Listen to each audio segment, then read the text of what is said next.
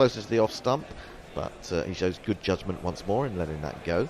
Or was it the last one that England got rolled for 113 and O'Shane Thomas took 5 for 21 or something there or thereabouts? Well, that's the one we were talking about. Chris Gale's getting 77 or 27 balls. Indeed. So that they did it in 13 overs. I mean, I think it was over by about 4 o'clock in the afternoon. And we were thinking, oh, now what do we do? Shamasi says, hoping the rain stays away so we can watch the match of the tournament. I think we're hopeful. That would be good if it was match of the tournament so far. He goes wide on the crease now, Wokes, and once more he's angling it in, but too wide of the off stump, and it gives Hope the chance to leave it. That said, he'll be quite happy that Hope is not looking to score off him at the moment. Atif Ghaffar is saying the commentary's quicker than the stream, a total dilemma. Yeah, we're clever that way. I don't know how we do it. The commentary is quicker. Do you mean they're hearing us before they see the ball? Yes, that's what I thought. That's the inverse to the normal way of things. Yeah, I suppose it depends on your telly and where you are in the world, probably. Either way, you can sync things up if you should be able to.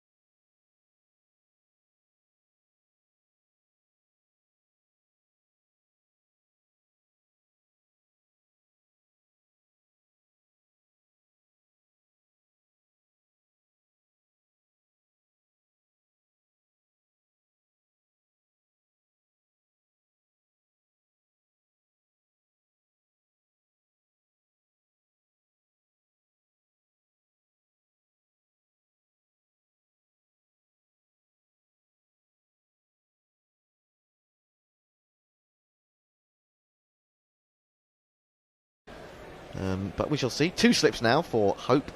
Ring of 3 on the offside, mid-wicket and mid-on. On the on, and that's an absolute stunner. Shy Hope wanted to turn that into the onside, and it went off the seam so far that he ended up looking like a fool, front on and completely defeated. You'll love the Jaffa. You'll love the juicy way to Jaffa's healthy clothes. That said, maybe Archer wants to be slightly fuller when he delivers that one.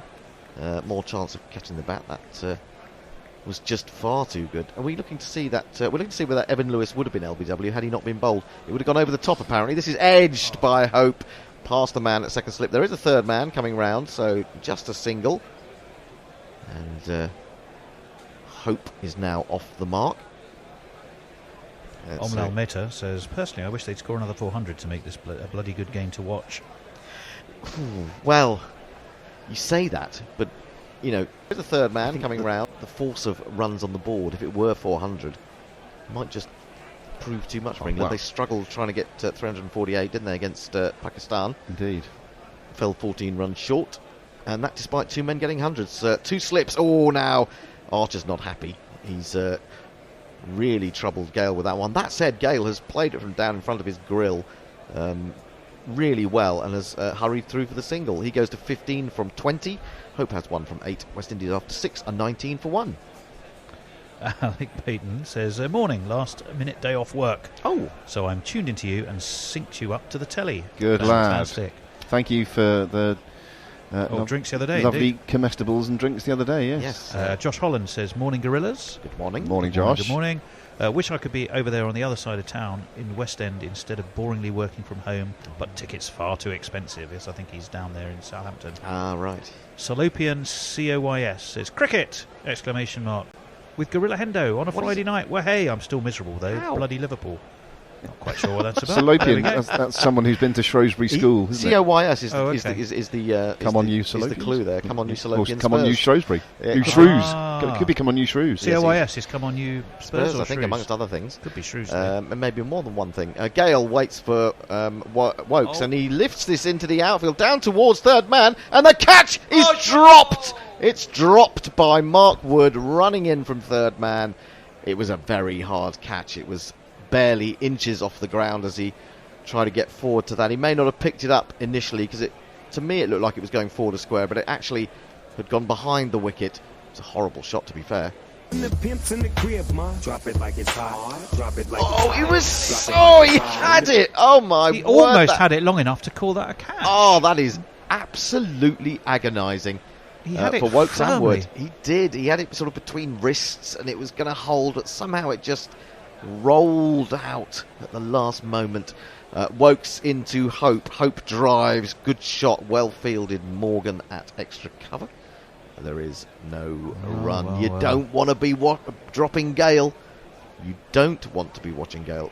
We change it to 10 overs. 10 overs, Jez. We'll have Grubby. Grubby can take it. Well, what Grubby will do, I think what we'll do with Grubby is we'll take him out and wash him. No, we'll get him to do ball by ball and jingles at the same time. Alrighty. We will bring in Messi, Jez, and our guest of the day, Chris the Choir, so that he can just get used to things. Now that's edged just short of Root at second slip. Picked it up really nicely on the half volley, really. But more frustration for Wokes, who's bowled really well now. He's into the fourth over and he's got figures of 1 for 3. Might have been 2 for 3, or 2 for 2 it would have been, because they probably wouldn't have counted that run, would it?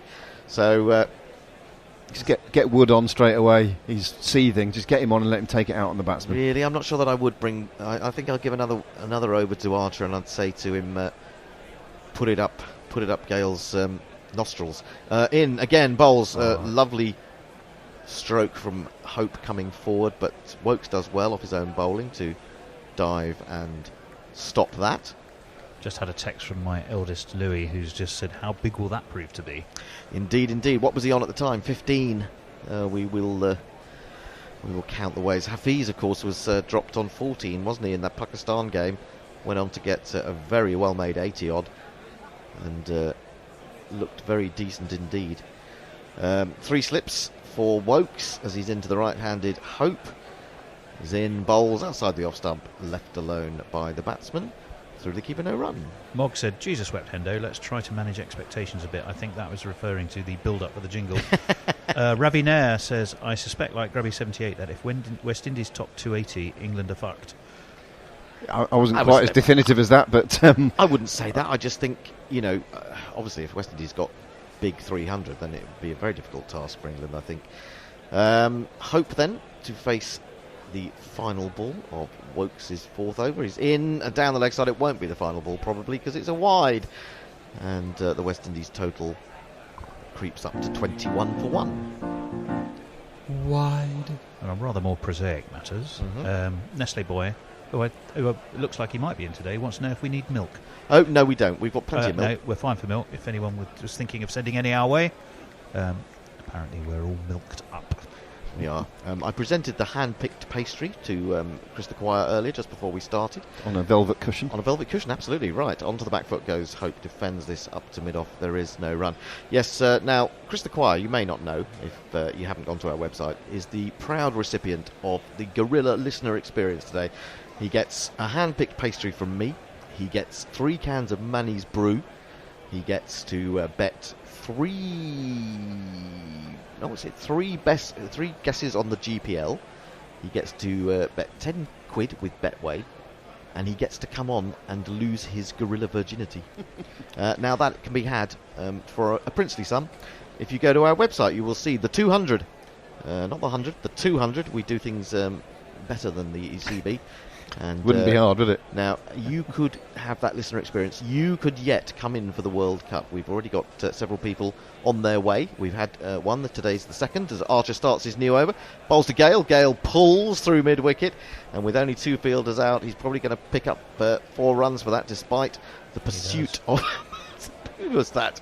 Ben Stokes, who looked like the ball having beaten him. He just looked like he wanted to kick the ball in annoyance after that ran away from him. And if you kids can't listen, then you bound to see the way you get shot for crossing a boundary.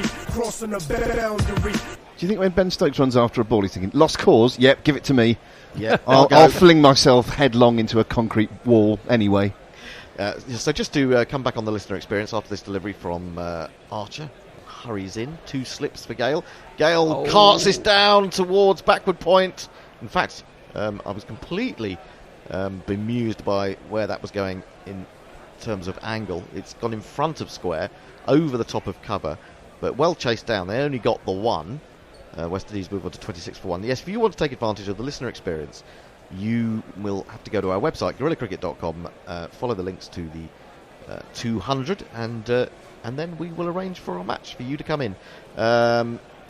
Go to actually, just if you do decide on a match that's available, email us at gorillacricket@gmail.com, and we will then contact you and sort it out. Is there a problem with the ball here? Archer seems to have thrown it to somebody. Was it an injury to Jason Roy? It looks like he's Lordy. hobbling around there. And there was the old rotating hands, let's make a little change. You think he might have tweaked a hammy? Oh no, not the hammy. That could put you out for 3 weeks. Oh my word. Call back Alex Hales. Oh dear. It's the left hammy. Well, he's soldering on, isn't he? Or is he soldering off? No, he's soldering off. James Vince is into the action. Oh dear, oh dear. So England will be starting their innings on none for 1. Well, by the looks of things, he knows that that's quite serious. He's very disappointed. Though that said, you're never quite sure when Jason Roy is excited or disappointed, because his visage is pretty much one of misery. From day to day. Knows I'm miserable now. 26 for 1, 7.2 overs gone. So it's been a pretty good first power play for England if they can keep the West Indies down around about 40 or so from those 10 overs. Hope to face 1 from 13. And there are 2 slips, a mid-on, mid-wicket, 3 in the ring on the offside at third man. This is a good ball climbing at Hope as he tries to get forward to Archer, and it just pops off the splice back down the pitch, and there is no run. Yeah, it's a good ball from Archer, because he's trying to get forward there, isn't he? Yeah. And in the end, he finds himself in no real position to play a shot. You're not getting horrible. forward to that. That is up in the upper ribcage area, isn't it? Don't even think about it, Mr. Hope, is what Archer is saying. He's in again, bowls to him, and he clips this in the air, but 1 bounce to Plunkett at mid-on. And so no run again. And that is what happens, doesn't it, when you can bowl those really quick, nasty, rearing, spitting deliveries, and then you just stick one up a bit further that is in the sort of hitting zone, and the batsman is just on weight on the back foot a little bit, so you don't transfer your weight as you would ordinarily do for one of those clips through the leg side, and he threatened to spoon that to mid-on. Archer in again, bowls, and once more it climbs right up onto the splice of the bat. Not that Shai Hope is doing anything particularly wrong there. Now, we just saw a graphic which tells us that actually Jofra Archer is not the fastest bowler in this World Cup so far. He's bowled a top speed of 153 k's, whereas Mark Wood, yet to bowl today, and with questions over his ankle, has bowled one at 154. He has. Jay Graver says, "No bother, Grubby. Hendo spent years saying Wokes were shite." I did, it's true. Archer in, bowls to Hope, gets in behind this one, plays it more confidently, square on the offside. Stokes comes around to field. That is the end of the 8th over. It's still 26 for 1. Got lots to catch up on.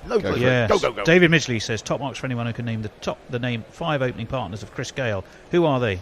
Is the question. Alec Patton says that ball from Wokes barely brushed the seam across the stumps. In other matches, it may well not have dislodged the bails. Linux Leah says a Windies win would be good for the tournament. Otherwise, the top 4 at the moment are pretty set for the knockouts. Kiwi Callie says, I'm doing a Brit Rail tour of England. New Zealand games versus West Indies at Old Trafford, Pakistan at Edgbaston, Australia at Lords, and England at Durham. Plus seeing you and attending a conference to pay for it, brilliant. of course. What a great holiday. That sounds like a dream holiday to me. Our friend Arthurshire says, those nerves will evaporate the moment you set foot in GC Towers. The nerves will evaporate. No, we want response to Chris Aguirre. We want to see you. We want to see you struggle. Anyway, here comes Wokes into Gale, and presumably he's stopped in mid-run-up because of something. Because of reasons. Gale decided that he wasn't even going to look at him. Wokes has bowled well. 4 overs, 1 for 4, and that's remarkably good when you consider that his figures have been quite expensive in this tournament so far. 3 slips still for Gale. Gale goes back, tries to cut, doesn't time the ball at all. Probably could have had a single. So anyone else would have had a single there as Morgan runs to his left to field. But Gale is not one to chase down causes like that. He remains on 21. Arthurshire went on actually to advise, you know all the voices already. Once you put faces to them, it's like carrying on conversations you've already started. You won't even think that you're broadcasting. Well, Chris has met us before. It's not like he's completely new to us in the way that Arthurshire was. He came to our drinks in the East End around about Christmas. Anyway, Gale waits for Wokes. Still waiting. What's happened here? It looks like the screen has frozen. Now just 2 slips as Wokes is in. Bowls and smashed by Gale. Cross-batted heave. It plugs a little bit, dribbles into the fence at long on 4 more. There's not one boy for me. I must have 2 or 3. I need 4. Is it written somewhere in the annals of cricket in general that Chris Gale must score 50 against England? I think it must be written down. It's the somewhere. rule. I think it is one of the laws of cricket. Durban Oak Wowai Pom says, we do. Morning. We haven't got Gale out early doors. He'll go Burko soon. He will. He's down the wicket, and that's wonderful. That really is Gale at his best. He got to the pitch a bit, and he's played it as straight as die for 6 runs. And now poor old Wokesy's thinking, my figures were quite good till these last 2 balls. It's the equivalent of Jeff Boycott saying, we're about me average. Aye. So Winnie and both of them had him out. If Gale has got going this early, and he's got all these overs in front of him, could we be about to see the first double 100 of a World Cup? Well, that'd be exciting, wouldn't it? It's a bit early when he's only on 31, I know, but... See. Wokes, what's his response? Not a particularly good one, which is flicked away in the Caribbean style by Gale. He walks the single pretty much, goes to 32 from 27, West Indies 37 for 1. Chris TB said, I'll mention it every match until he does, but Shane Thomas still hasn't taken a catch in international cricket. 20 matches now, top of the most matches without a catch list. Messi Jez is just confirming we have milked, but says we could use an Essex lad though. That sounds rather dubious to me. What for? We wouldn't use him, that's for sure. Anyway, no, I was going to make a really tasteless joke there, and I think perhaps it's best stays in my mind. But now it's in mine.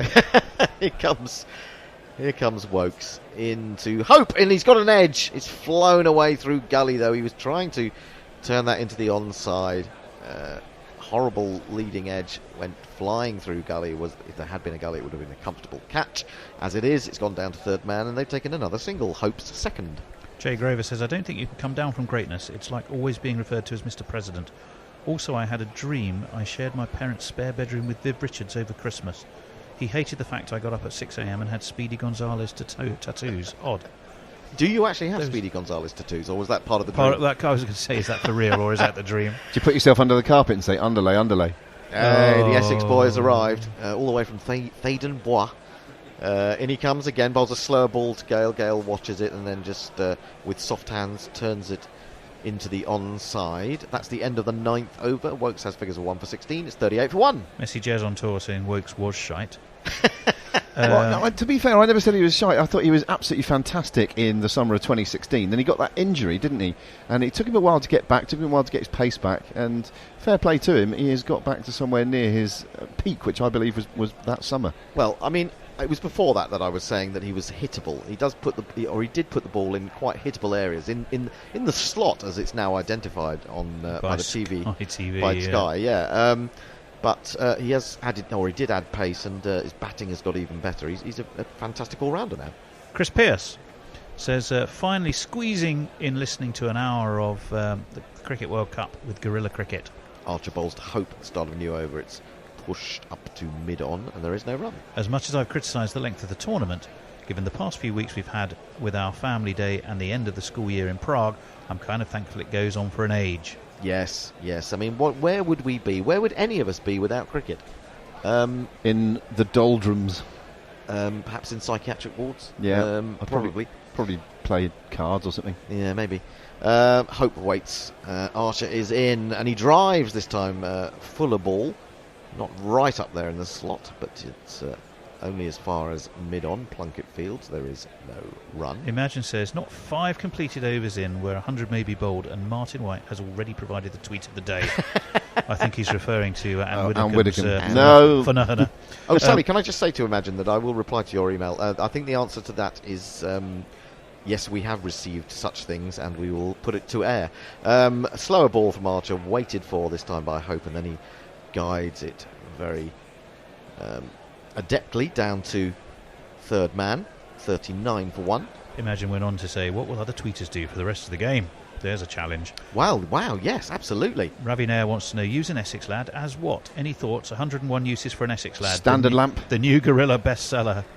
Josh Robinson says, need wine. That's a natural state, I think, Josh, isn't it? Yeah, I could do with Chris the Choir, our own Chris the Choir, as we may now call him. Says, don't ask me, ask my wife. She's listening. I'm not quite sure what the question was. Hello, Mrs. Choir. Hello, Mrs. Choir. You're very welcome. We're going to have your man on in just a moment. Do you think she's surplus to requirements? Surplus. Surplus, is it? Yeah, Okay. yeah. That's all right. No, I'm just making sure I got the correct punnage there, Tone. Panage. Indeed, Gale waits on 32. Archer is in, bowling on his leg stump. He just eases it to mid-wicket and gets a run, would you believe? A single. Johnny Bairstow, I think it is, doing the fielding there. And that was only 81 miles an hour from Archer. I don't think it was a deliberately slower ball. No. Maybe everything didn't quite click together on that occasion.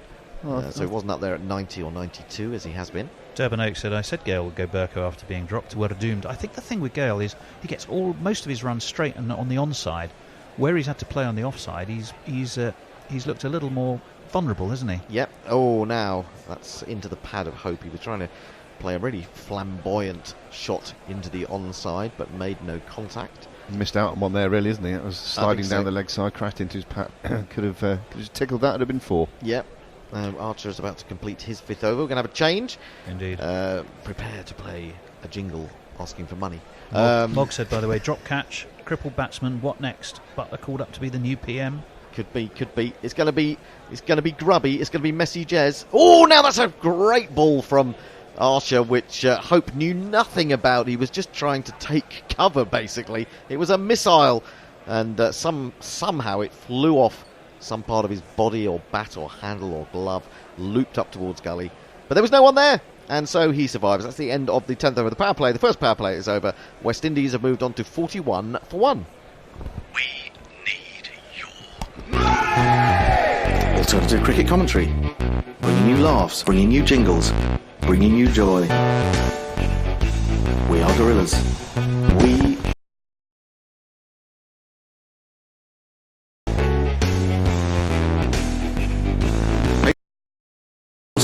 /Gorilla Cricket. Welcome back. It's Guerrilla Cricket's coverage of the game between England and the West Indies at the Hampshire Bowl, and West Indies are 41 for 1 after 10 overs. We bring beautiful men into the studio, debuting. Oh yeah, it's Hendo again. Out you go. It's Chris the Choir has joined us. Hello, Chris. Good morning. How are you? Very well. Resplendent in a tie-dye T-shirt there. Thanks to my wife. Thank you to Mrs. Choir, and we will track down your jingle and play it. It's not in the cart yet, but you know it's a thing of beauty, and we will play it later on. It's a joy to have you here. We've got Messi Jez, who's joined us again for the second day running over there on the tweet seat, and we have a change of bowling for England, which I'll tell you about in a moment. His first ball is crashed back at him, or attempted by Shai-Hope, just gets an under edge, and it rolls back to him. England's new bowler is this person. Blink it. Plunk it. Plunk it.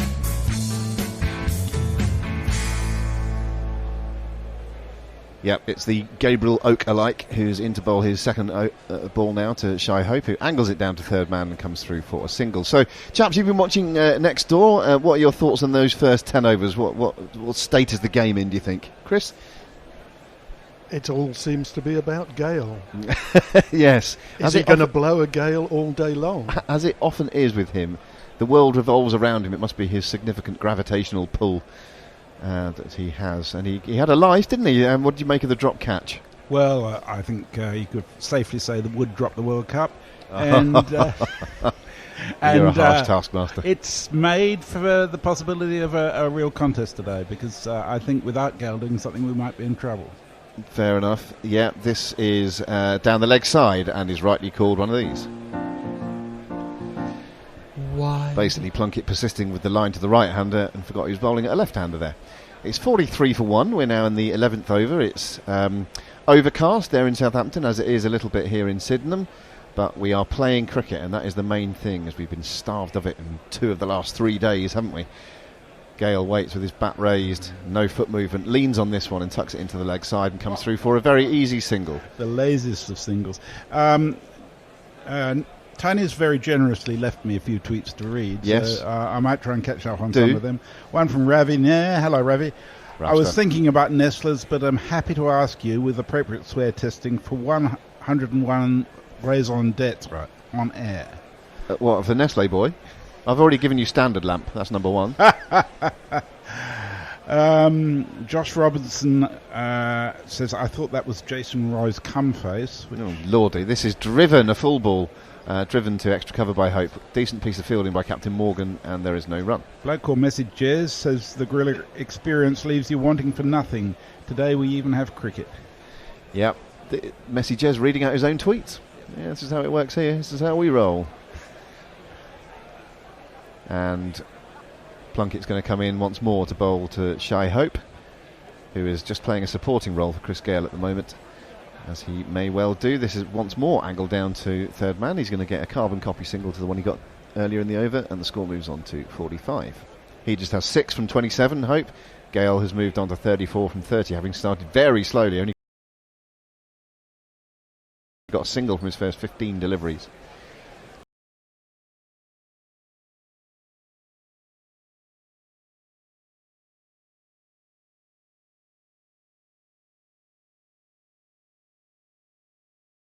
A tweet from Leah. His name sprang to mind for me as I was flying here from Doha. Munich came up on the screen as to the nearest city, and I thought, Leah. And from then on to... Did you wave? I did indeed. And from there to Heathrow I was waving. Plunkett bowls a short ball and a rather cumbersome looking pull. Just knocks it into the mid-wicket region, does Gale, and comes through for another one of those walked singles. So Leah says, Shy Hope taking a page out of Sonny's playbook here. Not sure if that's the correct approach. Sonny Gavaskar, that must have been a few overs ago. He's certainly sprung into life since then. We've seen a bit more trademark Gale. A couple of big shots through the leg side, the straight drive that went for 6 off Wokes, wasn't it? Spoiled his figures. Certainly did. So, Chris, you have come all the way from Malden, Essex, correct? That's correct. How many buses and how many trains today? Just the one bus, 2 trains and an underground. Oh, there we are. And a walk up the hill. And remind me, I had the pleasure of meeting you at our Christmas do in December. That's when you have your Christmas do, isn't it? Yes, I remember. I owe you a drink. No. That's not where I was going with that. I was just going to ask you, perhaps between balls, if you could just explain to our listeners, who I'm sure would be fascinated to hear about your relationship with cricket and your various clubs that you're involved with and that sort of thing. Meanwhile, we have another change of bowling. His first ball is across Gale and allowed to go through to the keeper. The new bowler is this man. Do you know Mark Wood? Yes, he is an England bowler, quite good and pretty quick. So just a normal guy? Of course, except for just one thing. What? He thinks that he's a horse. Right. What? Gale waits for Horsey Wood. who's into his run now and up to the wicket. He bowls across Gale, and once more he allows it to go through to Butler, and there is no run. So yeah, Chris, clubs that you're involved with and your general relationship with cricket. I haven't actually played any cricket since school. Very wise. But I have at times been a Essex member. Yep. And even remember when they played at such wonderful places as Valentine's Park. Involved within your general relationship with cricket. And where is Valentine's Park? Ilford. In Ilford. They don't play there anymore, no? No, they now only play at Chelmsford, I think. That's boring, isn't it? Wood bowls another ball across Gale, and a bit of cat and mouse here. Gale once more watches that through to the keeper. No run. First three deliveries are dots. I feel it important to break in with a tweet from Mog, who remarks that Grubby is looking salacious and luxurious with the extra shirt button undone. Obviously, that's just the way I roll these days, Mog. He's been learning from Chris Dealey, I think. Well, I should probably be happy with that. I'm old enough to be his, at least his father. Perhaps I am, Chris. Perhaps I am. Woody, top of his run, his slightly lengthened run without the hitch kick these days, and he's over the wicket to the left-handed Gale, who plays it to short extra, thinks about a run, decides against it, and that's 4 dot balls for Wood so far. Good start. And Jay Grover continues the discussion in relation to Viv Richards and his dreams. He said, no, Viv had the tattoos. I have several, none of which are mouse related, which is useful during my current campaign of Musicide. But I can't believe that Viv Richards has a Speedy Gonzales tattoo, which was which is part of this person's dream. Who is that with the tweet, by the way? It's not Viv Richards' dream, it's Jay Grover's dream. Jay Grover, yeah, of course it is, yeah. Wood in again on middle and leg. Gale, who plays it from the crease to extra cover once more, no run. And my projection is that Jay Grover's dreams may be enhanced in various ways. Yeah. Cheese, perhaps? Oh, cheese, definitely. 46 for 1. 1 ball left in the 12th over.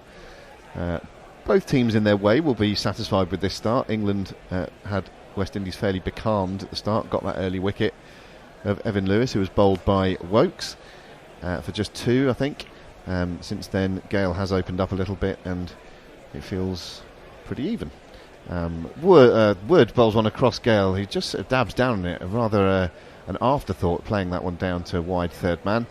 He nicks the strike, moves on to 36, and the score to 47 for 1. What else you got over there, Messers?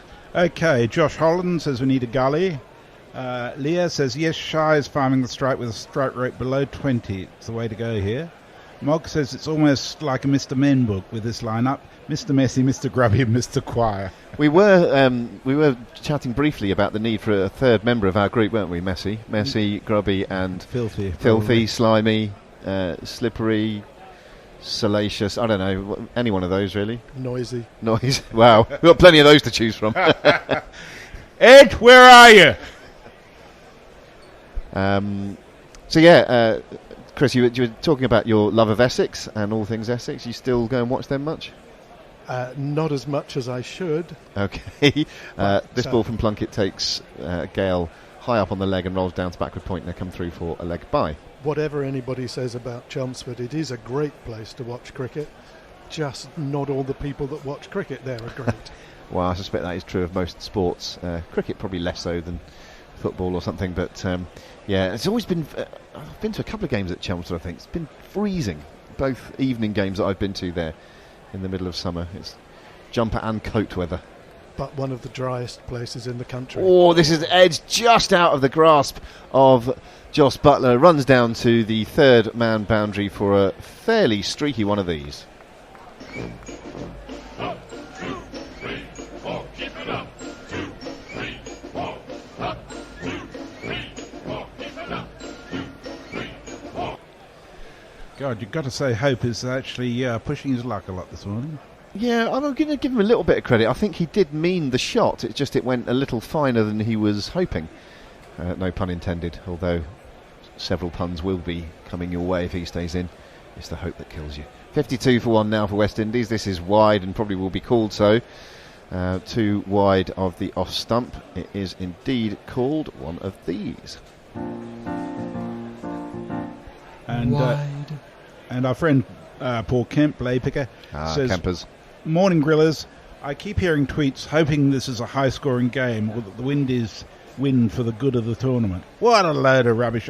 In total unashamed biased opinion, I hope England win by 10 wickets and Jason Roy has a miracle recovery. Plunkett bowls another ball wide of the off stump and a rather ungainly flick from Hope up towards mid-on. They come through for a single. And I have to share what I think is possibly the most gracious Jay Grover tweet I've ever seen, which says, "Hooray for Messy Jez on tour and Christ the Choir. Two of my favourite tweeters. I am blessed by your presence." Well, thank you. Thank you, Jay. Yes, that's unusually generous of spirit there, but I'm pleased to see that you're perhaps seeing the errors of your ways. No, it's marvellous to be here alongside two people that have sort of become friends over the months and years, and yet we've only met a combination of 3 times between us. This is a short and slower ball. Gale ducks under it and it's through to the keeper.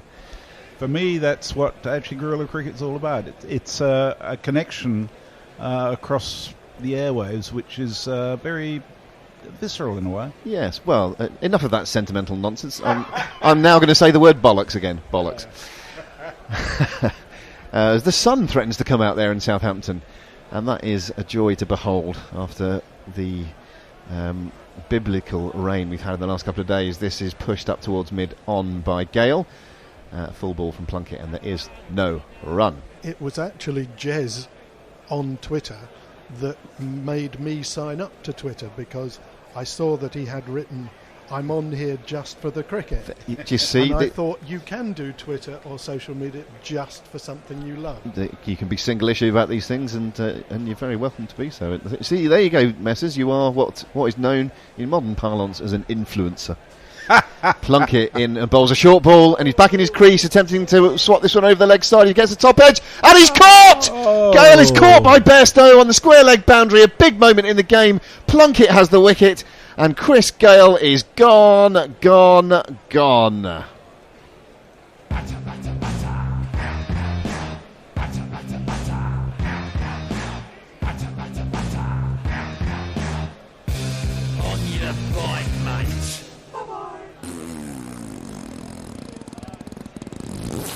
I think, I'm not going to say it was coming that, but he's not been timing the ball as he can, Gale. He's got a couple away, but a couple of those balls he's tried to play the pull shot or the hook shot. He's not quite got it. He's sort of not gone through with the shot a couple of times. Maybe the pitch is a little sticky because of conditions and recent rain, etc. But maybe, therefore, the pitch isn't as true as it might otherwise have been, and perhaps that has contributed to his downfall. But anyway, England will be beside themselves with relief, I should imagine, particularly Mark Wood after that. I'd be interested, Grubby. I've heard a lot of talk about how big this ground is. Would that shot have cleared the boundary on some of the other grounds? Possibly, yeah. I was in Cardiff, as I mentioned yesterday. I was in Cardiff on Saturday for the England-Bangladesh game. That's a relatively small playing area. Bristol is probably the smallest of the lot, isn't it? Many people are saying if we are going to see a 500, perhaps Bristol's the place rather than Trent Bridge. So yeah, you're right, and this is one of the bigger playing areas. But look, if you're Gale and you hit it properly, it doesn't matter how big it is. Fact is, he got a top edge on that, and he can't feel too aggrieved to be out. So we have a new batsman who is striding to the wicket, and it's going to be this fella. If we can keep a batsman or your kind of thing, let me introduce Nicholas the Puran. Nick Puran often plays as a batsman. Nick Puran. And his first ball is wide of his off stump, and he drives it rather pleasantly through the covers and is off the mark with a single.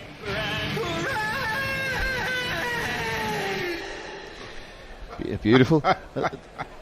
When people first hear jingles here live in the studio, you often get just sort of disbelieving looks, as if Hendo's just walked in a thong or something. Nick Puran, by the way, bit of a child prodigy. He made his debut for Trinidad and Tobago aged only 16 back in 2012, and he's a left-hand, quite a stylish left-handed batsman, I think. Hendo in a thong, that's going to be with me for the whole of the rest of the day, Grubby. Yeah, it's like Ali G in a lime green mankini. Oh, yes. By the end of the day, Perko will have written a song about Hendo in a thong, I'm sure. This is full straight, hitting Hope right in front of the stumps. That looks like a very good LBW shout from Mark Wood, who has started a new over here. The clock is on. I think Wood is very keen on this. Morgan is going to review it. and so we shall see. It looked pretty close to me. What do you think about that one, chaps? I was actually about to read a tweet, so I missed it. Oh, never mind. Better out than in. Better Come in pitch than dance. outside. Ah, better out than in. Better in than out. In, out, shake it all about. I think this is hitting the stumps. Whether it's hitting enough of them to overturn it is a different matter. Could be umpire's call. Yeah, it's in slightly on the angle, not that wide of the crease, but sort of halfway if you like. And it does angle in. It hits him right in front. I think it's a very good shout. It hits him on the knee roll, just below the knee roll. I think that's going to go to crash into Midland leg, and I think we're going to see this overturn. That's my prediction. I think you're right. But they're going through the process now. The front on we're seeing. Height is definitely not going to be a problem. Just below the knee roll. You can just see his off stump as he's hit right in front of the stumps. It's probably going to hit Midland leg, though, I reckon. Cactus. Yep. It's going to have to overturn this one, I'm afraid. Umpire, is it umpire Ravi? That's Damasino, I'm afraid. I beg your pardon. But that is another wicket. LBW, Shy Hope, out to Mark Wood for 11. And England are on top.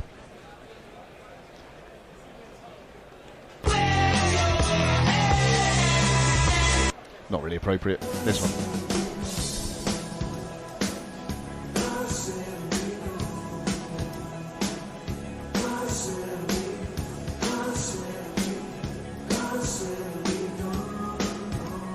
It's a good bit of bowling by Mark Wood as well, because we've seen a fair bit of short stuff, and that's been successful as well. This one is a quick delivery. It was too quick really for Hope, who played all round his front pad, and it just skidded on. And Mark Wood is, as we know, a pretty skiddy bowler, and that one was full, and he just missed it, and that is rightly out. Well, I'd have to say Hope was lucky to get 11. A couple of tweets. Clovis, the apostate, says, hey, messages. Good to hear your voice on radio after years on Twitter. Thanks, man. John Perry, a pleasure to actually hear the dulcet tones of messages. It's like hearing the voice of a legendary but hitherto mute figure such as a childhood teddy bear. Good health to you, sir. Thank you so much, John. I suppose it's the opposite to meeting a radio presenter, isn't it? Where you're used to their voice and then you meet them and they never look like what you expect them to look like. But you like a mute something or other. Arthur Shah says, very few self-help guides were written with the GC Green Room in mind. Well, there's a gap in the market then. The GC Green Room, I have to say, is an interesting mix between sort of post-war devastation and the set of the young ones. Bits of it are quite green. There was some ham in there the other day.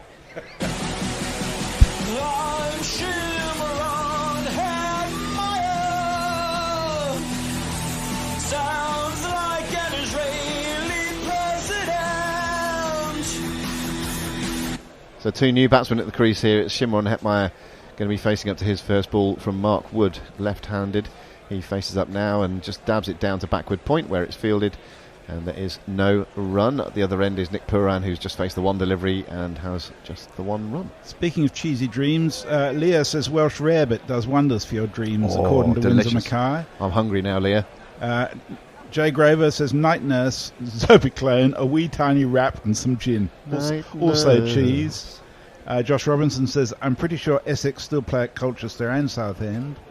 Cantankerous C says, have the Gorillas heard anything about this ticket situation at these CWC matches? Chris, you've got something to say, I think, about those venues? The Colchester Festival was cancelled after 2017, I think. Oh, no. Disappointing. Wood in over the wicket to the left-handed Hetmeyer, who plays this one up on his toes, steering it down to second slip. There are two slips in place. Would that have anything to do with Nestle boy living in the area? Yeah, let's blame it on Nestlers. Yeah, Colchester, the oldest town in Britain. It goes under that sobriquet. Camulodunum, is it? Kaiser Amargos. Sorry. And also inspiration for Chelmsford 123 sitcom from the early 80s featuring Indeed, yes. Rory McGrath, Jimmy Mulville, Sonia Robinson possibly. This goes across Hetmeyer. It's a bit too wide this time from Wood, and he's able to play it with a horizontal bat down to wide third man. and get off the mark. Finishing off that tweet from Cantakra C. Been trying to buy tickets for Australia versus Sri Lanka tomorrow after not getting any through the ballot. Been using the appropriate avenues, but every time is telling me.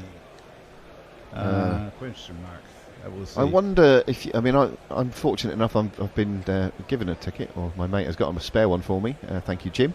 If you turn up early enough in the morning, they might be selling them on the gate. They should do. Australia, Sri Lanka, you'd think so, wouldn't you? Yeah. This is a shorter, quick ball from Wood. Poran ducks underneath it. 2 left-handers at the crease, and they are 56 for 3. West Indies after 14. England's mini session. Sorry, Renee Keita is having a little bit of a dig at someone. The trick to listening to guerrilla cricket is to turn it down so that you barely hear the quiet one, or someone will blow your eardrums when a wicket falls. That was me. Renee, I do apologise. Well, how can I apologise for my boyish enthusiasm leaking out all over the airwaves? I can't. Don't. Shan't. So Gale was out for 36, caught Bairstow by Plunkett. Lewis was bowled early on by Wokes for 2, and Hope recently was given out LBW on review, bowled by Mark Wood. 56 for 3, the West Indies are, and definitely England on top at the moment. Plunkett is going to continue, has figures of 1 for 11 from his 2 overs. Score predictor says 266 at the moment. One fancies that won't be enough. This is a length ball just on the leg stump, and turned into that square leg area for a single. They think about coming back for a second and decide against it. Strikanth Laya says, listen to you guys, 36,988 feet up in the air on board Emirates 210. Unofficial commentary on board the official airline. Srisanth, you're very welcome. You're very welcome. I should say hi to anyone who's watching us on Crick Tracker. We're back on Crick Tracker today and Facebook Live through our Guerrilla Cricket Facebook page if you want to watch us describing the action to you. Hello. However, we don't have those comments up on a screen at the moment, so if you are watching and commenting, thank you all for being there. You're very welcome, and stay with us. This is across Puran from Plunkett and quite full, and he's able to drive that nicely through the covers.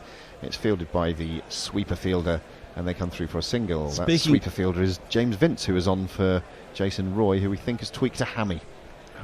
Speaking of watching us on Facebook, a tweet from Ravineer. Hi, Messi, finally. Looking distinguished. Thank you, Ravi. Hi, Mr. Quire, looking pink. Hi, Mr. Grubby. Unlike most grillers, you have some black grubs on your scalp. Hair is verboten on the head. Those are the rules. Don't apply to Bear, Hendel or Knackle, of course. This ball beats Hetmeyer on the outside edge, angled across him from Plunkett. A bit too quick for him, really. Gets nothing on it through to the keeper. I'm sorry if I'm stealing the air, but I'm trying to catch up. No, you do. That's absolutely fine. Leah, I need to hear Chris try to speak German on air before he gets replaced. Yes. How long do you need, Chris? I can't help you on this one, I'm afraid. Apart from saying Was ist los and Ja bestimmt. That's it. That's all I got. Hetmeyer faces up to Plunkett, gets a ball on middle and leg and turns it nicely into the wide mid-wicket region. Comes through for a single, and the sun shines beautifully there in Southampton. Sometimes silence is golden. But my eyes still see. Jay Grover, who wouldn't necessarily subscribe to that, says, I got abused for my accent in Chelmsford, so I responded in pure Essex and challenged him to an accent off. I did about 7 in 40 seconds. He started laughing and the battle was won. Jay, remind me what your accent is and where you're from. I'm sure you've He's a Yorkshire man. Is he Yorkshire? Puran faces up to Plunkett. Again, it's on leg stump, and again, it's turned into the leg side, square of the wicket. Johnny Bairstow races into the fielding and keeps them down to 1, and it is a beautiful day there now. And one feels delighted for everyone who's gone to the bowl this morning, now basking in, hopefully, in that warm sunshine there. This is a tweet which shows how far behind I am. From Deepesh Sharma, it says, Hope may be feeling an added pressure of only calm player in a lineup of explosive maniacs. Dropping Evan Lewis and getting Bravo in may relieve him from all these hopes. Arthur Shah... Oh, sorry. Kind of right. Hetmeyer sways out of the way, this one from Plunkett. Thinks about an uppercut, but ends up on his arse. And that is the end of the over. 15 have gone. It's 60 for 3.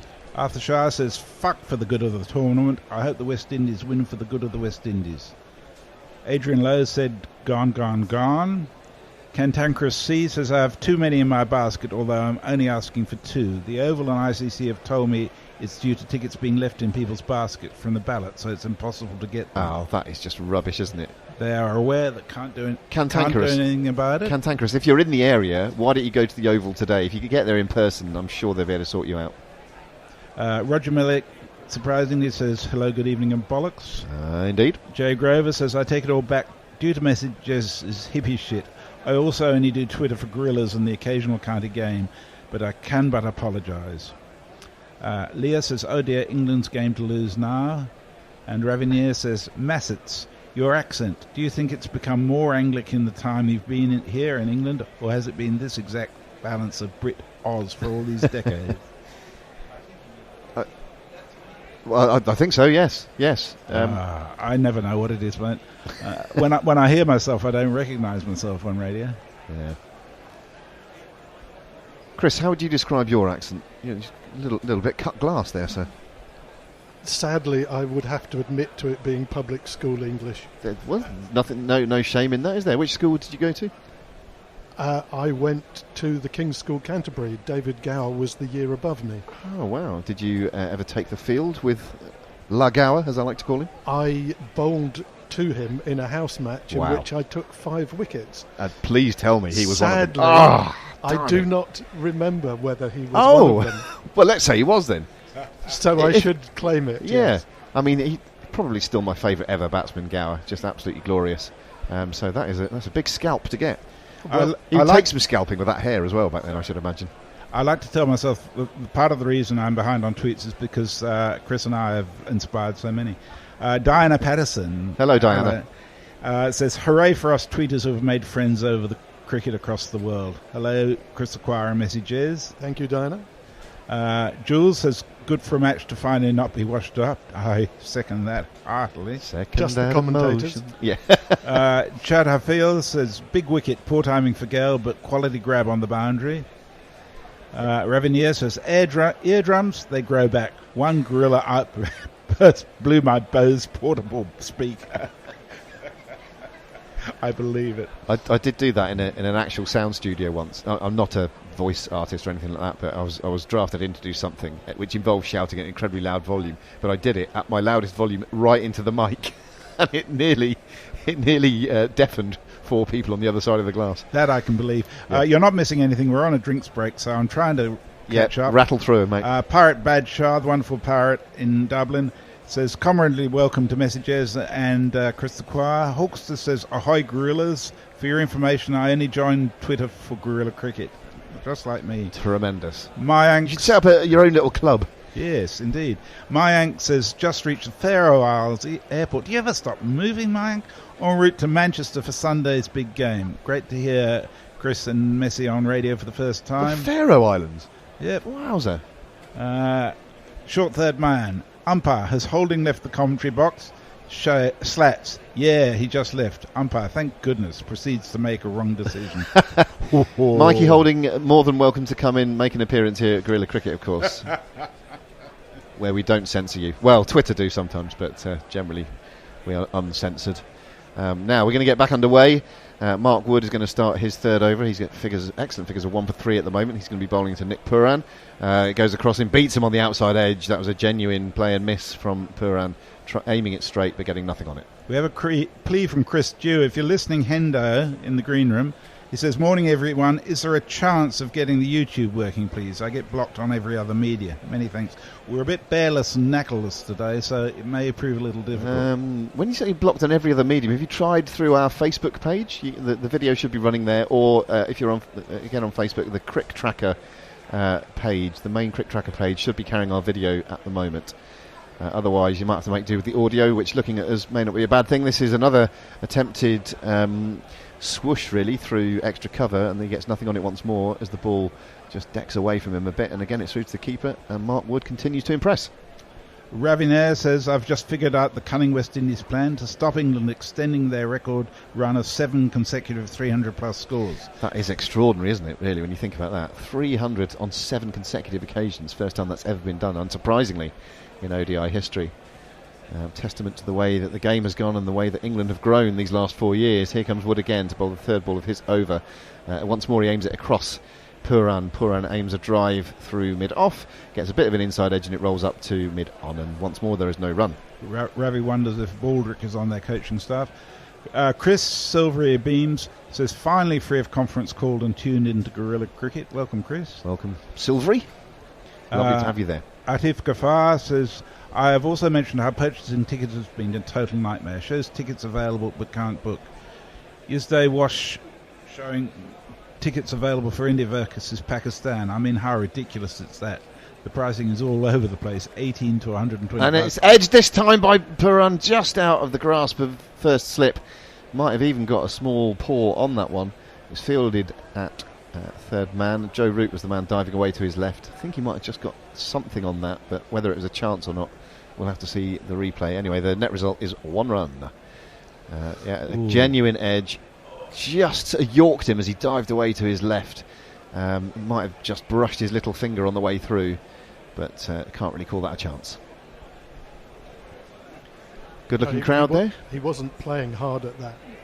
No, he actually probably played it fairly well in the end, and had he gone harder at it, you're right, may have flown straight to Root. Here comes Wood again, bowling to Hetmeyer. This time Hetmeyer allows it to pass through to the keeper. No run. Clovis the Apostate points out that Colchester is also famous for being totally annihilated by the vengeful Britons under Boudica, or as she was known in the 1960s, Boadicea. Yeah. I don't know how from the grave she managed to change the pronunciation of her name, but she certainly did. Yeah. And Cantankerous C says, thanks Gorillas, I'll look into the tickets on the gate. Neither the Oval or ICC offered this information when my friend called them. No, but I think if you shame them in person, then they're more likely to get a result. Wood again, it goes across Hetmeyer, who aims a big heave over the leg side. Just gets a rather clunky under edge. It rolls up to mid-on, and that is the end of the 16th over. Another very good one from Mark Wood, just the 1 run from it, and 61 for 3 is the score. And Mog says, I feel like I need to come up with a doomed or bollocks style catchphrase. I'm surprised to hear Mog ever short of an idea for a catchphrase for himself. You don't want to be tied to just one thing, though, do you? I mean, those other tweeters are very one-dimensional, Mog. You are anything but. Felix Stock says, hi team, was is loss. Was is loss, yeah. Mog says, let's not start talking about schools. The South African guys cover that more than adequately. Oh, really? Which is absolutely true, I have to say. Plunkett continues. He's going to bowl to Pooran. This is down the leg side and is probably going to be called a wide, I would think should be. And indeed it is. Well, if you went to...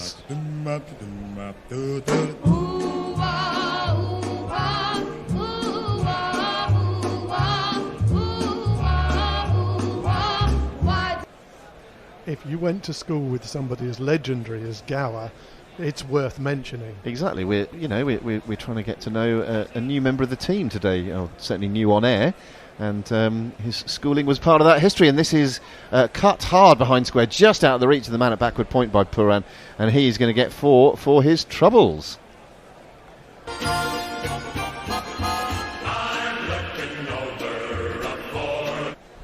Sort of a front foot cut that time, played on the up and played pretty well in the end, actually.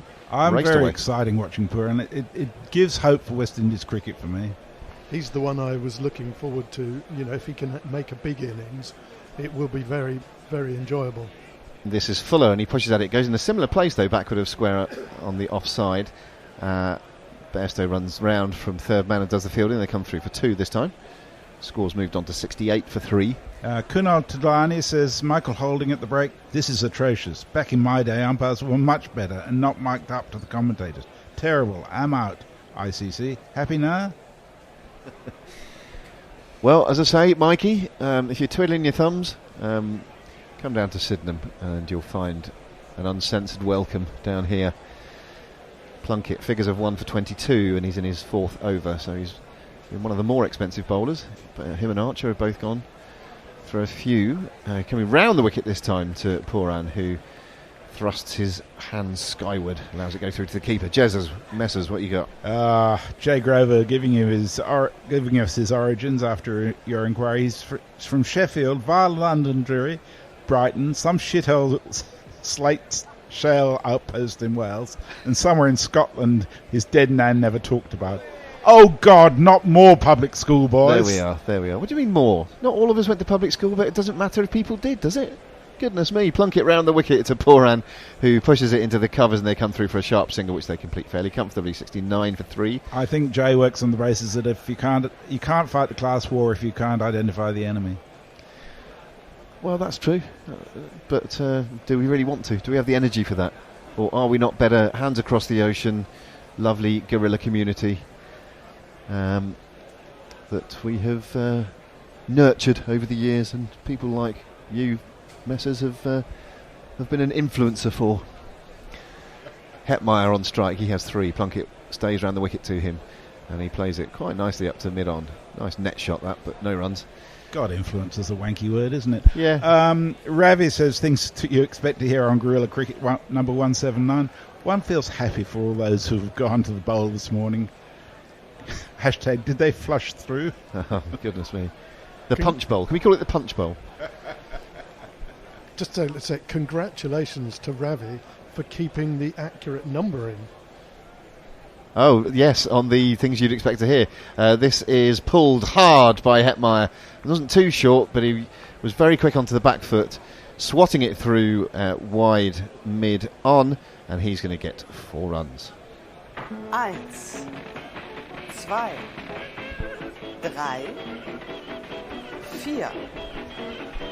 4. Chris, very appreciative of that German jingle there, and that's especially for you, Chris, and for Leah. 1, 2, 3, 4. I wonder where that comes from. Don't tell me it's a sort of Nazi wartime propaganda video for exercising or something. I assumed it was the German equivalent of the Muppets. Sounds quite sweet. Yeah, we have one of those. We have a couple of those, don't we? I have seen the Muppet Show in German. Have you? Talking of weird dreams.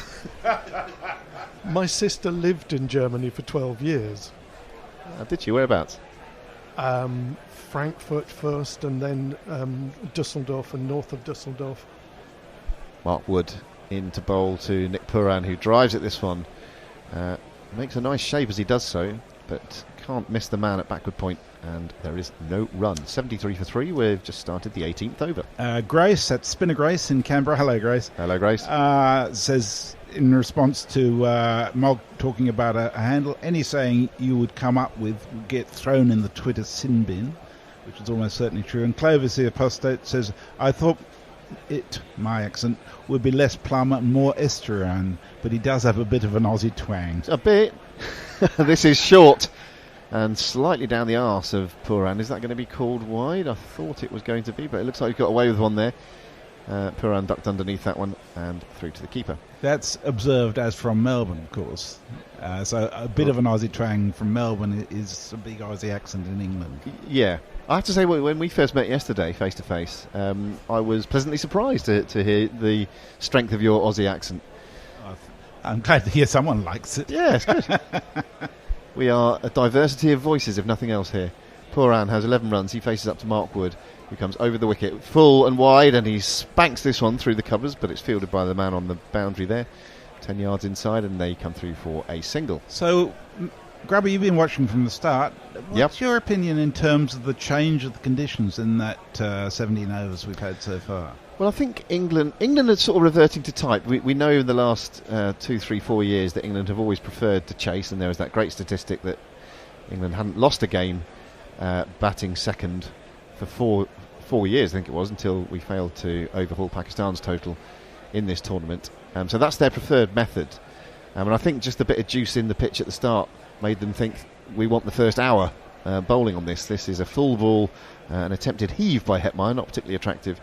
The ball winds up at mid-on and there is no run. So, yeah, I think they just thought, OK, maybe overall in this tournament, I don't know if they agree with me or not, I've not spoken to them about it, but I think runs on the board is probably a better way to go overall. But they just saw the conditions, bit of moisture, it's been lots of rain, obviously, over the last couple of days, and they thought, OK, well, we'll settle for having first dibs on this with the ball, and it's been proven to be a half-decent call, you have to say, at 3 wickets in the first 17 half overs.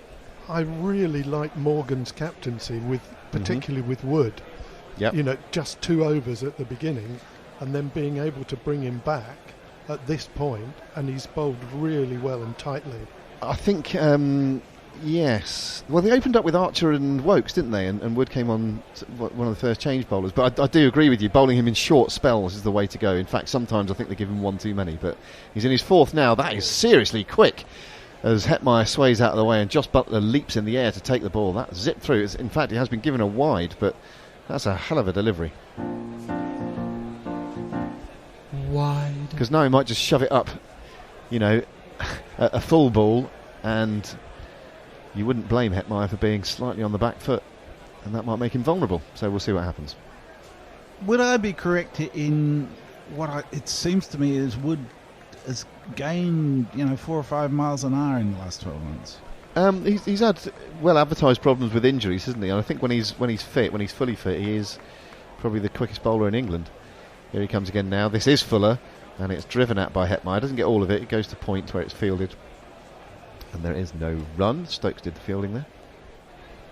There's a lot been said about him cutting down his run and making him much more efficient. Yeah, and I think that's lent to this.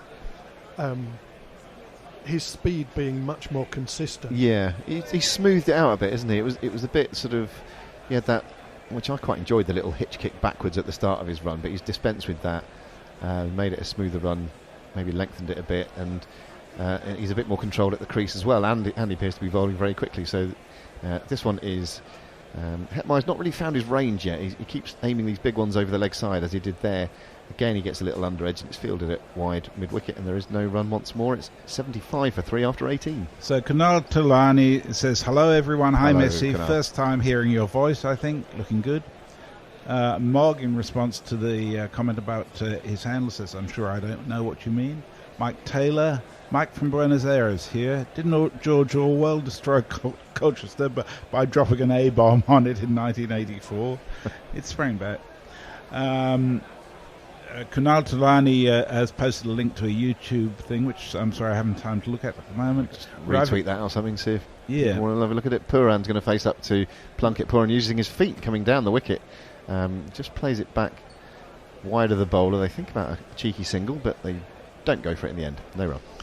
Ravi Nair says, Estuarine crocodile, perchance, about my accent. Yes, I know Missy Jez lives near Perth, but hey, Australia's tiny, right? And Josh Robinson says, I also have the problem of failing to recognise myself on air. Somehow I always seem to be slurring. Can't think why, Josh. This is a shorter ball from Plunkett. Pooran steers it down to backward point. They come through for a single, which is either going to be a single to him or possibly a leg by. Haven't seen the signal. Pooran has 12, Hetmeyer a rather scratchy 7, and the score is 76 for 3. We are in the 19th over. And Jay Grover says, my accent is impressionable to say the least. Not normally a problem, unless you happen to be the whitest man in the world and had a 24-hour The Wire marathon, causing my black friend Patrick to come up with the classic, he's not racist, he's just confused. This is a controlled paddle pull from Hetmeyer down to long leg, fielded there by Adil Rashid. First time we've seen him today, and they come through for a single. And Evil Scooters, g'day Scott, says, I joined this platform specifically for this little community too, so I guess I have you folks to blame for all the other nonsense I do here. If you want to apportion blame, our shoulders are broad enough to take it. Plunkett in his 5th over, he has figures of 1 for 28, and he's going to be bowling now to Nick Pooran, coming round the wicket to the left-hander. An attempted pull shot. I think he might have back-of-the-handed that one, Plunkett. Either way, he foxed Pooran, who was through the shot early, and it's through to the keeper on the bounce. 74 miles per hour. Yeah. And it now looks glorious there. Lots of high, white, fluffy cloud. Sun shining. The bowl is filling up, hopefully with punch. And all's looking good, everyone. So isn't that a joy? Leah asking a leading question. What percentage of the budget of the official broadcast had to be allocated for Slater's nose candy? Any guesses? Goodness me, this is steered down to third man in controlled fashion by Nick Pooran. He's going to come through for a single. And Imagine Sally R says, hello Sally, in breaking news, Mark Wood has changed the start of his run-up. And Kempers says, good to hear Messi and Chris on the subject of Valentine's Park. Didn't Nasser Hussein's dad run the bar there? Joe? Was his dad called Joe? Quite possibly. I think he was an Ilford Club boy. Plunkett to complete the over. Short ball. Once more, Hetmeyer can't time it, getting in position, if anything, too early, and having to wait for the ball, and rather under-edges it to backward square leg. They come through for a single. That is the end of the 19th over. Yeah, if you've ever read Nasser Hussein's autobiography, he's probably got more than one by now, but his one that's called... is it called... I can't remember what it's called now. I was going to say Playing with Fire, but I think that's Ben Stokes's. He's something in that mould. Anyway, his whole book is basically a paean to his father. You know, everything he did was basically to please his dad, who himself was a half-decent cricketer. He wanted to do everything to get in his dad's good books and make his dad proud. And that's basically Nasser's book in a nutshell, so you don't have to read it now. He is a very good bloke, having met him one Sunday morning when he was out for a bicycle ride in Malden. Ah, right. What was the subject of conversation? The accident? Essex fast bowlers. Oh. Neil Foster, anyone? No, up and coming ones. Oh, okay. Was this recently, was it? A couple of years ago. Ah, and were you correct in any of your predictions there? Well, obviously Porter is yes, is the big one on the horizon. Yeah, but hasn't had the greatest of seasons. Wow, we have another change of bowling, and we're not going to see spin, so it's going to be a fifth seam bowling option for England. Which jingle? I got up in Stokes, and he called me a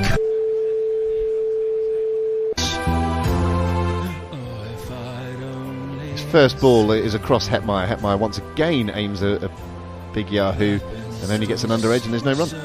Top G from... And he called me up, said he'd punch my... Said I made him. The looked up and said, "You angry redhead, you'll get fined again." This time Hetmeyer does time it better, but can only find the man on the square leg fence, and he's through for a single. The only time I can think Mogg was lost for words when I praised his good baritone voice on Twitter. He did. He definitely showed his range as a musician, and his that he's not just a one-trick grindcore pony. Well, if you want to have that as your new band name, you're welcome to it. Pooran is back on strike. He has 13. Stokes bowls a ball across him, and he cuts it, and it's out of the sprawling dive of the man at backward point, and they're able to come through for a single as it's fielded on the fence. Well, I have to say, if Mogg never did another jingle, I'd still love him forever just for that one. Yeah, I like the way he bleeps out some fairly inoffensive words in it as well. It makes it even funnier. Oh, absolutely. The ubiquitous and all-knowing Knuckle M. Pandy joins us on Twitter. Hey, Knuckle. I first joined Twitter during the 2013 English Summer Ashes to tweet the sofa. A year later, I was on Gorilla for the first time. Also, my partner's gone away for a boating weekend with friends in the Norfolk Broad, Summit and Loose End. Screw it, I'm coming in. Welcome home, Knuckle. Latest ball was cut to backward point by Hetmeyer, and there's no run. We're just seeing some stats from the tournament. Shakib Al Hassan has most runs at the moment, the best all-rounder in the world, and I was fortunate enough to be there to see his latest 100 against England, although it was thoroughly in vain and never looked like winning the game, so arguably it wasn't a very good innings, but he's still a top bloke and a top player. Hetmeyer on 10, facing up to Stokes, who stays over the wicket to him, and this one is flicked to square leg, and they come through for a comfortable single. Jay Grover says, Mogg is as close to Da Vinci as we can get. Possibly the only gorilla I've never got cross with because I'm too busy in being in awe of his genius of production. Kimber is a hard-on for poor Anne. Lordy. One ball left of the 20th over, after which there will be a three-person change in the com box. 82 for 3 is the score. Stokes is in his first over. He's gone for 3 so far. One ball left of it. No product in his hair. His fringe is threatening to flop down over his forehead. This is under-edged by Pooran up to mid-off. There is no run, and after this short musical interlude, you shall have the pleasure of Tony Bishop Nestle Boy and Real Fred. It's been too many overs on a little couch, and just like an old biddy, they need to stretch and slouch. It's been a few overs coming, but to the sofa, change gon' come. Oh, yes, it is. And indeed, a change has come. It's come in more ways than one, because it's not just your commentary team. We're going to see our first look at spin for the day, because Adil Rashid is going to be brought into the attack. And he was going to be bowling to Shimron Hetmeyer, who's on 11. And Nicholas Poran, of course, is on 14. His partner, 82 for 3. Would you like his jingle? I think we would. Adil Rashid on the 45. Adil Rashid on the 45. Adil Rashid on the 45. He wheels in, and Hetmeyer is straight onto the back foot to carve this away through cover. A single. Geezer. 45. Super shot by him, by Hetmeyer there. Just waited for that and carved it away through between cover and extra cover. Well, the big news of the day, apart from the fact that West Indies now 83 for 3, is that we're actually seeing the sun. Something we thought had disappeared completely from this blighted English summer. We thought it had gone out. Absolutely right. In comes Rashid. There's a good leg break. But Poornan is able to push it away into the onside and will take another single, take West Indies on to 84. We are in the 21st over. So 2 singles from Rashid's first ball. Who do you think's happiest at the moment? England? 3 I wickets? would say just England. That said, as Rashid is in down the track, comes Hetmeyer, and this he's worked away into the onside into mid-wicket for another single. So Rashid has gone for 3 off 3 balls, all in singles which have been, I would say, crafted, nudged, nurdled, and in one particular case just cut away, but only for singles each time. That one's beaten him all ends up right through the defences. Butler was very quick to take the 200 weight bails off, but I think his foot was firmly enough rooted. Absolutely, wasn't it, Joe? Absolutely terrific ball. Just gave it that little bit more flight. It was the googly. It moved away from the left-hander, and there's oohs and ahs from the crowd. Josh Butler was certainly quick to take the bails off, but the foot of Nicholas Poran was rooted to the spot, and no damage was done as far as the West Indies were concerned. Rashid is in again. This one again is the leg break that moves into the left-hander from outside of his off stump, and another dot ball. So Rashid is finding his line of length. Interestingly, the 2 balls have done the damage. He's just given a little bit more air to, I think. Nestlers, have you noticed that? Yeah. He's in again, wheeling in. This one is wristily flicked to mid-on by Poran, and they will just take an easy single. The rate just running along just over 4. 86 for 3 the score. I like the fact they've brought Rashid on, because I always think with the West Indies guys, they're sort of they're always likely to have a go when there's a spinner on these guys. Yeah, it's sort of, you think, how long is this going to take? Oh, there you go, out. And it was the are we seeing a replay here? Yeah, we are. It was the big decision of the day, I think, for England, wasn't it? With when Mark Wood passed his fitness test, was very much whether they would, with Moeen Ali available again, whether they would go with 2 spinners. Given the size of the ground, they actually decided to stick with a more seam attack and to use the fit Mark Wood. I think the long boundaries is key with Rashid today. I think he's had a slow tournament so far, and that was a good first over. It looked like his googly was coming out nicely. It was. Do we raise our glasses to Chris the Choir? I think we are going to. We do, and suitably a picture of a church on our screen. Yeah, Chris the Choir, cheers. Chris the Choir, yes. Christ. Another church, not one I have to worry about quite so much as I did at Taunton, because it was my marker for which end was which at Taunton, whereas Here it's pretty clear. And Ben Stokes is back into the attack again. This is worked off the hip of Poran. It'll go down to long leg. They will take an easy single. We know that Stokes is bowling from the pavilion end towards what is called the northern end. Variously it's called the Hilton end or the hotel end. But the northern end for the purposes of this tournament at least. Yeah.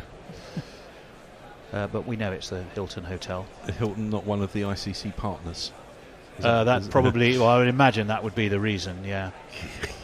Stokes is coming over the wicket to the left-handed Hetmeyer, and Hetmeyer is looking to carve that away. Doesn't really get hold of it. He's got a big old smile on his face. He does like to play with a smile on his face, doesn't he, Hetmeyer? Mm-hmm. And well, he knows he didn't really get hold of that. I'd be quite happy if I was an international cricketer. Well, you're the next best thing, Nestlers. You're sat here with us. An international commentator. I'm back in the sausage factory here, Tony. They've been. You keep them we going. are at least 15 minutes behind. Oh, in that case, the one that was probably specifically aimed at Messi Jez hasn't arrived yet. Stokes is in. Down the track comes Hetmeyer, but it's just pushed to mid-on, and the discretion very much the better part of Valour. They decide not to run there. 87 for 3. What do we think, Fred, real Fred, that a good score is going to be now from where the West Indies are right now? Oh, I think now they've lost Gale.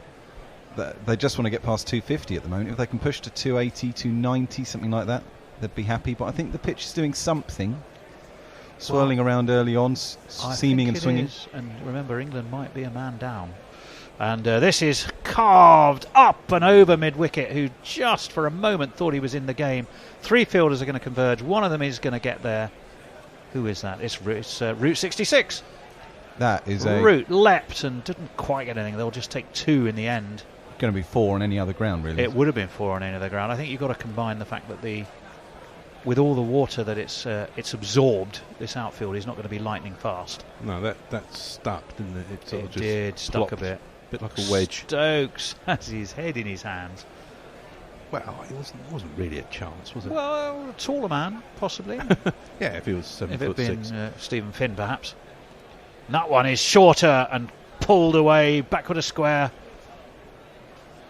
Chris Wokes is the man down there at deep backward square, and again it will restrict them to just the 2. 90 for 3. Yeah, this is what they need to do, though. Well, they are. They're Stop looking farting around and just sort of.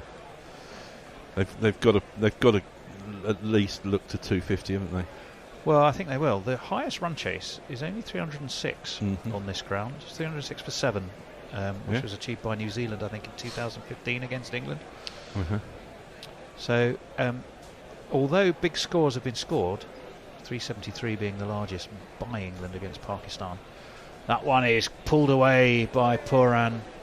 I think that's going to go all the way down to the fine leg boundary. It is for one of these. 1, 2, 3, 4. He's going very nicely, is Puran. All sorts of tweets. Paul Kemp says, Nasser Hussain's book Playing with Fire, that's what got my Valentine's info from. Yeah. Oh, okay. Someone else pointing out that Nasser was originally a leg spinner and then turned himself into a batsman. Mike Taylor says, regarding Orwell's destruction of Colchester, Betjeman also called for bombs to fall on Slough. Does anyone know of a literary god who obliterated Oldham? Or do I have to become that guy? I think, Mike, you should write us a little poem about Oldham. I remember an ad many years ago for Oldham batteries. I told him Oldham. Told him Oldham. I told him Oldham. Keep going, Fred. Grace says, I joined because my mother said I needed to find other people to talk to about cricket. Oh, okay. You're welcome. That worked rather rather well. Keep talking about it. Hetmeyer is going to be facing Adil Rashid, and he's just dabbed this down backward a square. They've taken 1. They won't take 2. So again, they need to be on this big outfield, and perhaps the ball, giving a little bit of extra life, given the biblical amounts of rain that have deluged the ground in the last few days. You need to be able to work those singles. Looking for the sweep was Puran. Didn't really get hold. It's given us a wide. It's a good turn then. If that's a wide and it's turned there, I thought he'd hit it for a second. Let's see where it pitched. Well, it pitched on middle. Rashid is in again. This one's outside of off for the left-handed Puran, and it's back into him. He just guides it away through backward point, and there will be another single, 97 for 3. I've had a lot of love here from Jay Grover and Clovis for the Adil Rashid jingle, Giza. Giza! It's one of our favourites, I think. Adil Rashid on the 45. Does look, it's a very well attended, I'm delighted to say, today here in Southampton, or there in Southampton. That one is a bit of an ugly shot from Hetmeyer. I think he was trying to pull it a little squarer, and it ended up sort of dribbling it more to mid-on, but they will get a single. None of them timing it at the moment, are they? Well, and I think, I don't think that's bad batting. I think that's the vagaries of a pitch that's done a fair bit of sweating. As in again comes Rashid. Poran's onto the back foot, just pushes that away to mid-off, and there's no run. Yeah, apparently this morning they were cutting it for the best part of an hour. Ooh. Just taking the grass off it. Remember, it spent last 3, 4, 5 days under covers. Yeah. And forward comes Poran. This is nicely worked through mid-wicket, and they will take another single. Which ground is it? It's ground in Australia, I think Brisbane, where with all the sun, if they get a storm, the grass actually grows during the match and is noticeably longer by the end of the match. I wouldn't be surprised. Wow. Rashid is in, down the track to him comes Hetmeyer. He's lofted it over his head. Couple of bounces. There was a man skipping around, I think it was Mark Wood. He wasn't going to get there, and it's 4 runs back over Rashid's head. 1, 2, 3, 4. Yeah. 2 half skips down the ground, a full flow of the arms by Hetmeyer. Whether that was premeditated or not, I don't know, but it was supremely executed, and he has 4 more to his names, and it brings the 100 up for the West Indies. 103 for 3 at the end of the 23rd over, so that rather puts a blot on the copybook for that over for Rashid.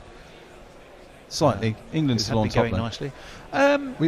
Yes. I'm slightly hesitant about fully agreeing with that, because I just think, I'll let you read some tweets while I consider it. Stokes is in again. I missed that completely. It still says Rashid on the screen, which should be why. Yeah. And I think we were watching a replay. It's been tickled away towards fine. 104 for 3, you're absolutely right. Yeah. By Puran. Imagine here on Twitter says, I have some good news that I wanted to share with all my gorilla friends, but only if there's a piss-taking response. Don't worry, there will be. I was awarded an Order of Australia medal on Monday. This is despite listening to those Aussie-hating revolutionaries in Sydenham. Well, look, we've got Jez here with us. Stokes is now in again, you're right, and this is on the top of the off stump, and it's carved away by the left-hander. It's down to backward point, and they will take a single. We don't hate Aussies. Friendly rivalry. Do you know what? I'm going to reveal a little dirty secret I've got here. I've got some Aussie blood.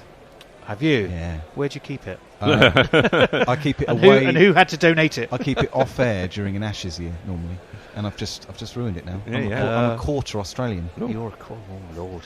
Which particular bit of you? Oh, I don't know. Yeah, that's going to mean you're part Irish, part Welsh, part Scottish as well. It's actually Scottish. Well, Stokes has to stop in his run up there, as he was about to come thundering in from the pavilion end. He does start his run up now.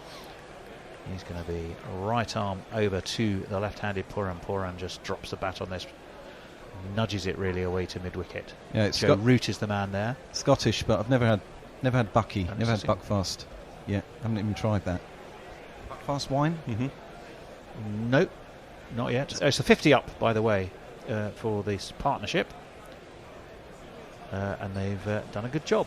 24 for Puran, 23 for Hetmeyer. Hetmeyer, not altogether surprisingly, probably slightly quicker scoring. Stokes is in again, onto the back foot goes Hetmeyer. Just carves it straight though to a sort of wideish mid-off. And there will be no run. Yeah, run rate's just easing up a bit, Nestlers. They're getting on for 4.5. Neither of them are a runner ball, are they? No. But I think... I just feel a wicket coming.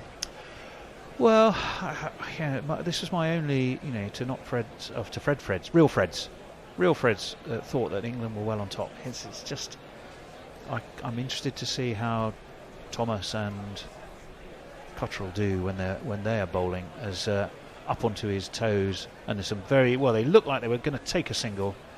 Hetmeyer set off, stopped, thought about setting off again, stopped again, and in the end held his ground, and they decided against the single. So 2 singles, a leg by, and 2 dot balls from this over. It's Ben Stokes. It feels to me like the period where they're getting frustrated a bit, which will lead to an error. Yeah. And that's good bowling from England because they know that, I think. And And they're just sort of waiting for that moment. Indeed, and as you rightly said earlier, I think the bigger ground is can account for a couple of wickets where the ball doesn't travel, and that one is pulled away into the onside, but it is straight to mid-wicket, and Hetmeyer once again was looking to get himself down the track for a single, and he was decided against it. He was snuffled. So just the 2 runs and the leg by from that over from Ben Stokes. So he bowled very well there. We're going to have a quick look at the earlier wickets. Wokes absolutely cleaning up Evan Lewis. Chris Gale hoiking away into the onside, where he was extremely well taken by Johnny Bairstow. And then on appeal, Mark Wood, and a ball, as we all sat there, we thought, well, that's definitely worth an appeal. And had to be overturned. Umpire Dharmasena was... I always think it's not an ignominious position, but it's never. I don't think it's ever comfortable for an umpire to be proven wrong and have to admit and to tell the world. But Dharmasena did on that occasion. Well, I think they're getting used to it. Who's the other umpire today? I can't see Dharmasena at it's definitely umpire Hotel Dharmasena. End. I can tell you in just a split second. We're going to wait for Rashid to come in, and that one's short and pulled away by Pooran. I think that's going to go all the way over deep mid-wicket. Yes, it is. 6 runs off Rashid's first ball by Nicholas Pooran.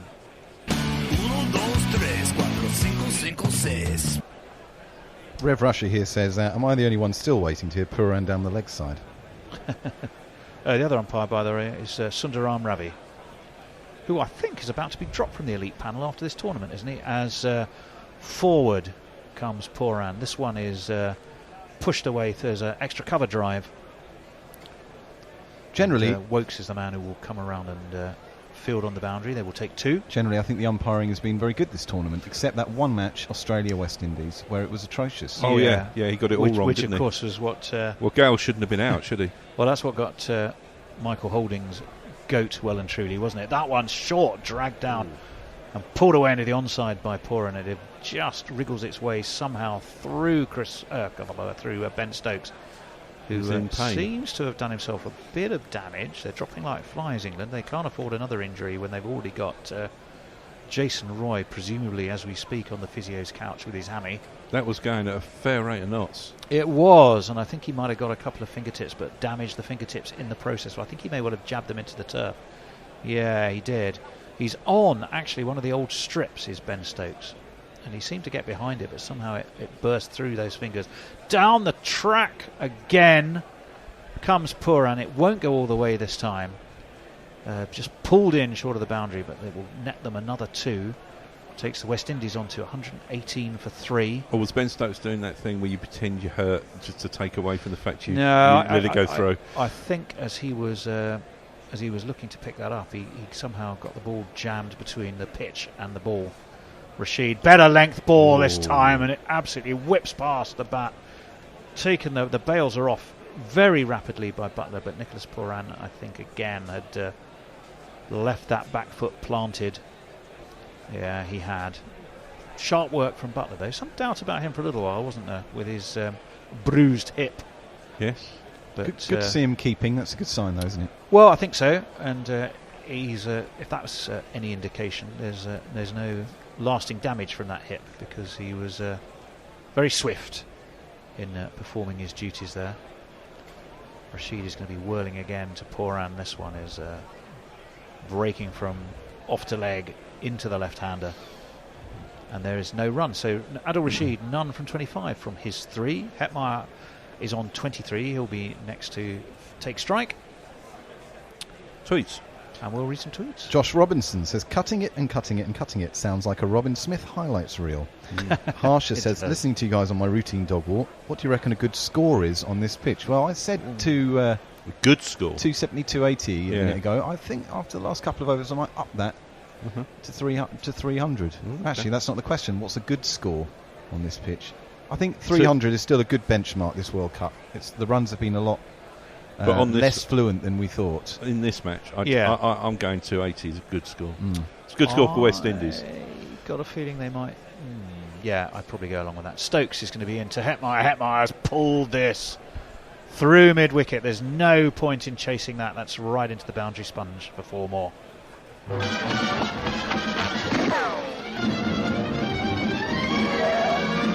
Just dropped that a little bit short of a length. Leah is here on Twitter from Germany. She's saying she's done a quick survey of people in Germany, and there are 3 different reactions are: the fuck you talking about? The World Cup's in France, and I don't care about your Quidditch. Okay. Oh, but what was the survey, though? I think they're just being asked about the World Cup. Oh, the World Cup. Hitler banned cricket, didn't he? Ask them what a good score is. Anyway, Leah. in comes Stokes to Hetmeyer. Hetmeyer's down the track, and he's clubbed him away through mid-on, and that's 4 more.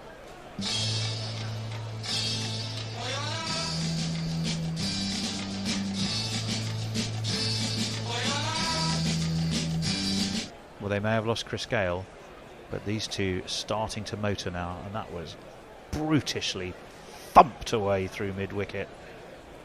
He was just onto the back foot, waited for it, and the left-hander just, well, he gave it the kitchen sink, and away it went. Stokes is in again, fuller ball, whipped off the toes. It's going to go down through to backward square. They'll take just a single this time.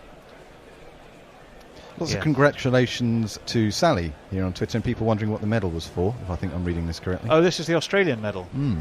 Which I think that the idea was that it would be, we'd say rude things about it, but it sounds to me like even for an Aussie, one should offer some degree of congratulations. Only if we've had fighting juice, which apparently, according to Jay Grover, is what Buckfast wine is called. Ah, okay. Stokes is in to Nicholas Pooran.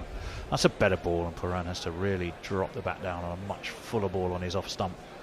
And it is down to substitute fielder James Vince. Vince, of course, is on because Jason Roy went chasing after like a whippet that had then been shot in the leg because he stopped almost instantly, holding his hamstring. And it would make, I think, all England's fans rather fearful as to whether he'll even bat in the second innings. Because if you've really truly done a hammy, Nestlers, that's normally 3 weeks. Yeah. 3 weeks with your feet up, isn't it? It's not good. But sometimes these guys get a tiny little twinge and go off. Stokes is in again. This one again is whipped off his toes by Pooran. It's going down to long leg. Might be precautionary. Plunkett the man there, and he throws the ball back in, and it's just a single. Might be precautionary. Well, it didn't look precautionary the way he pulled up. That's what worries me. And the way he went off. He went off with a pronounced limp, and it's normally you can tell the severity of a hammy by just the way someone stops in their run, and it was quite an abrupt stop from Jason Roy. They'll replace it during the break, won't they? Stokes has one more ball to bowl from the pavilion end. The beautiful pavilion here in Southampton. That one is short. It did hold up a bit. It was a curious pull shot from Hetmeyer. Goes down to backward square. They'll take 2. I think it was a slower ball, and he was 3/4 of the way through the shot, and then actually almost seemed to slow the shot down. Motion, wasn't it? And the whole thing appeared to be in slow motion. Quite an extraordinary shot, but well adjusted, one has to say, by Hetmeyer. Did very nicely there. Hit us with some tweets. Nakul has tweeted in, posting an excellent preview of India-Pakistan, which of course is on Sunday. Let's just hope it isn't rained off.